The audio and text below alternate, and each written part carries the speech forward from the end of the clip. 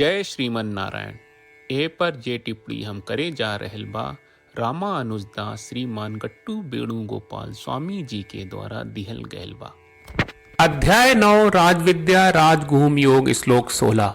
अहम क्रतुः अहम यज्ञः स्वधाहम अहम औषधम मंत्रोहम अहमेव आज्यम अहम अग्निः अहम हुतम। ओम।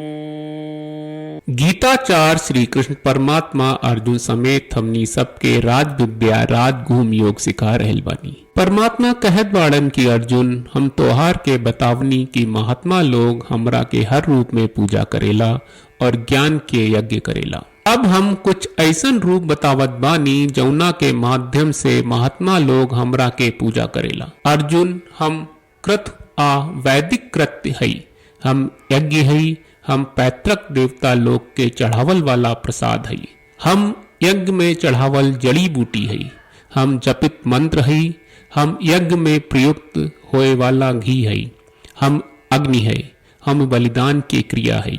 ई तरह से महात्मा लोग हमरा के सब तरह से हर रूप में सब काम में हमरा के पूजत बा। यही उपासना आ ज्ञान यज्ञ बा जौन कुछ महात्मा लोग करेला। यही तरह श्री कृष्ण परमात्मा हमनी के समझावत बानी की हमनी के कितना रूप में उनकर पूजा कर सकनी जा, कितना रूप में उनकर उपस्थित के महसूस कर सकनी जा, कितना कार्यन में हमनी के उनकर उपस्थित के महसूस कर सकनी जा।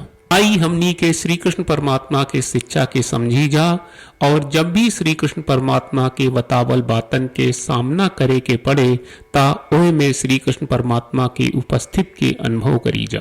साथ ही हमनी के ई पूरा सृष्टि में जौन भी काम करी जा, हर वस्तु में, हर क्रिया में, हर कर्म में हमनी के श्री कृष्ण परमात्मा के सानिध्य के पहचान करी जा। यही समझ के कि ई पूरा ब्रह्मांड श्री कृष्ण परमात्मा आ श्रीमन नारायण के शरीर है, हमनी के श्री कृष्ण परमात्मा आ श्रीमन नारायण के समर्पण करत गरी श्री कृष्ण परमात्मा के वचन के श्लोक के रूप में दोहरावे की कोशिश करी जा। अहम क्रतुरहम यज्ञः स्वधाहमहम औषधम मंत्रोहमहमेवाज्यम अहमग्निरहम हुतम। श्रीमन्नारायण करिष्ये वचनम तव। श्रीमद् भगवत गीता का पूरा सार श्री कृष्ण परमात्मा ने अध्याय 18वें के श्लोक 65 से 70 में 8 काम करे खातिर दिले बाड़े। श्री कृष्ण कहले हम ओ लोगन से प्रेम करनी जो लोग इन 8 बातन के मान तारे। हम ओ भक्तन के हर तरह से रक्षा करब। श्री कृष्ण परमात्मा के द्वारा बोलल गईल संपूर्ण भगवत गीता सुनला के बाद अर्जुन कहले करिष्ये वचनम त्वा, जेके मतलब बा कृष्ण मैं उही करब जौन आप कही। यही कारण बा श्री कृष्ण अर्जुन के हर तरह के सफलता आ विजय प्रदान करेले। आई परमात्मा के आपन व्रत देई कि हमनी के ये 8 गौ कर्म के पालन करी जा। ई वचन परमात्मा के देवे से बड़न कौनो पूजा तपस्या यज्ञ नहीं। हम 8 प्रण कहब जौन हमनी के करे के चाहिए। आप सब कृपया इन्हन के आपन दिमाग और दिल में सोची। श्री कृष्ण के आपन वचन देवे के ई तरीका में हमनी सबकी कल्पना करे के चाहिए कि श्री कृष्ण का चेहरा खुशी से चमकत बा और खुशी के एहसास करत बा। जय श्रीमन नारायण। यहाँ हमनी के 8 वादा बा। हमनी के पहला वादा, हे श्रीमन नारायण आपका निर्देश के मुताबिक हम हमेशा तोहार ध्यान करब और तोहार बारे में सोचब। हमनी के दूसर वादा, हे श्रीमन नारायण आपका सलाह का अनुसार हम हमेशा आपका भक्त रहब। हमनी के तीसर वादा, हे श्रीमन नारायण हम आपन सब काम तोहरा सेवा के रूप में और तोहरा संतुष्टि खातिर करब। हमनी के चौथा वादा, हे श्रीमन नारायण जैस की आप माने के कहले रहलू, हमरा बहुत विश्वास बा कि हम आपके होई और हम हमेशा आपन दोनों हाथ जोड़ के आपके नमस्कार करब और आपकी पूजा करब। उन्हीं के पांचवा वादा, हे श्रीमन नारायण हमरा के तोरा बात माम एकम शरणम ब्रज 1866 याद कहले, जहां आप हमरा के आपन का अर्पित करे का कहा। श्रीमन नारायण मैं हमेशा तोहरे शरण में रहा। हमनी के छठवां वादा, हे श्रीमन नारायण हमरा के तोहरा बात माँ सुचहा 1866 याद कहले कि आप हमनी के शोक ना करे का आश्वासन दे रहे बड़े, हम अब और शोक ना करब।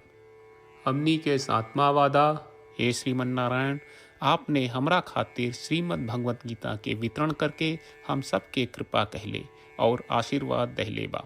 हम वादा करत बानी कि रोजाना कम से कम एक श्लोक पढ़ब या सुनब। हमनी के आठवां वादा, हे श्रीमन नारायण आप गीता के पूरा मानवता तक ले गयलू। हम गीता में आपके दिव्य वचन के उन भक्तन तक पहुँचावे के प्रयास करब जे गीता से अपरिचित बा। हे श्रीमन नारायण हम उई करब जौन तू करे का कहब। हम ऐसन व्यवहार करब जैसन आप चाहत बानी और हम खाली आपका खातिर काम करब। श्रीमन नारायण के रोज आपन वचन देहल कि हम ओइस करब जैस आप कहत बानी, ई अपने आप में बड़न पूजा बा। श्रीमन नारायण करशे वचनम त्वा, श्रीमन नारायण हम तोरे निर्देश के मुताबिक काम करब। सर्वम श्री कृष्ण अर्पणम अस्तु। जय श्रीमन नारायण। अहं क्रतुः अहं यज्ञः स्वधाहम् अहम् औषधम् मन्त्रोऽहम् अहमेव आज्यम् अहम् अग्निः अहम् हुतम्। ॐ